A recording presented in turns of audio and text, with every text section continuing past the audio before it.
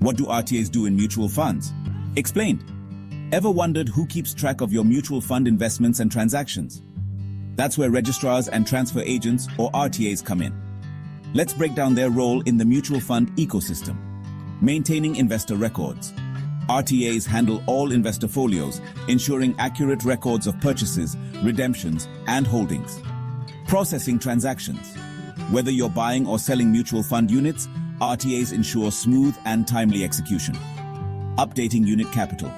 Every time investors buy or redeem units, RTAs update the fund's total unit capital in the system. Investor communication. They send periodic account statements, transaction confirmations, and investment updates so you always know where your money stands. Investor service centers. RTAs act as direct service points, addressing investor queries, requests, and complaints. While AMCs appoint RTAs, they can also choose to manage these operations in-house. However, all RTAs must be registered with SEBI to ensure compliance and transparency. Without RTAs, the mutual fund system wouldn't function efficiently. Do you think their role is crucial for smooth investing? Let me know in the comments. And don't forget to like, share, and subscribe for more finance insights. Mutual fund investments are subject to market risk. Read all scheme-related documents carefully.